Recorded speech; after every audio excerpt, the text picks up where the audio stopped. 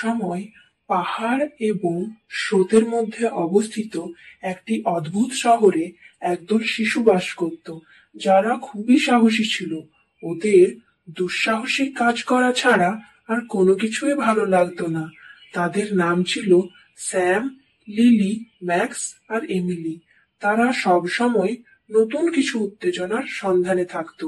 একদিন তারা শহরের প্রান্তে একটি পুরনো ভাঙা বাড়ির পাশ দিয়ে যাচ্ছিল।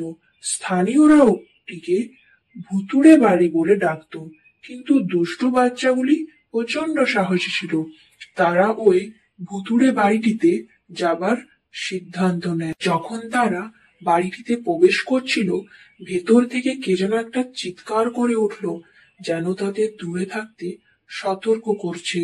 কিন্তু দলের সবচেয়ে সাহসী ছেলে স্যাম বলল, আমরা এই পুরনো ভুতুড়ে বাড়িটিকে ভয় পাই না। এই বলে তারা ধাক্কা দিয়ে দরজা খুলে ভিতরে ঢুকে গেল। বাড়িটি ধুলোয় ভর্তি ছিল, আর ভুতুড়ে সজ্জার মতো ছাদ থেকে মাকড়সার জাল ঝুলছিল। এমিলি খুবই কৌতূহলী। সে ভূতটিকে স্পর্শ করার জন্য হাত বাড়ালো, শুধুমাত্র তার নাক চিপে সুড়সুড়ি দেওয়ার জন্য। তারপর বাচ্চারা হাসিতে ফেটে পড়ল।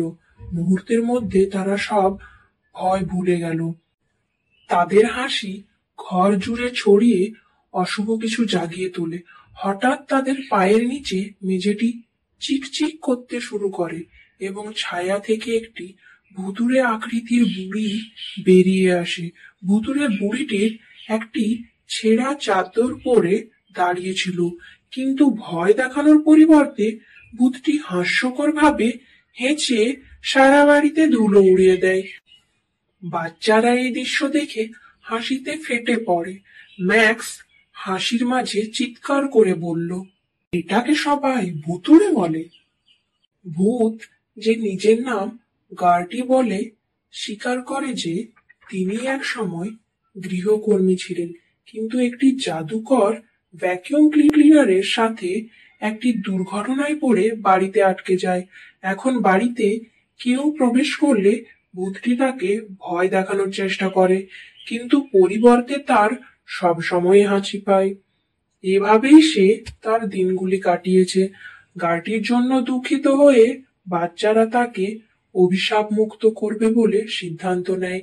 তারা একসাথে একটি হাসি খুশি দুঃসাহসিক অভিযান শুরু করেছিল গার্টিকে অভিশাপ থেকে মুক্ত করার জন্য। শেষ পর্যন্ত তারা আবিষ্কার করেছিল যে ভ্যাকুয়াম ক্লিনারে গার্টির স্বাধীনতার চাবিকাঠি লুকিয়ে আছে। বাচ্চারা ভ্যাকুয়াম ক্লিনারে থেকে ধোঁয়া বের করিয়ে দিয়ে গার্টিকে মুক্ত করে দেয়। বাচ্চারা হাসতে হাসতে ভুতুড়ে বুড়ি গার্টিকে বিদায় জানায়।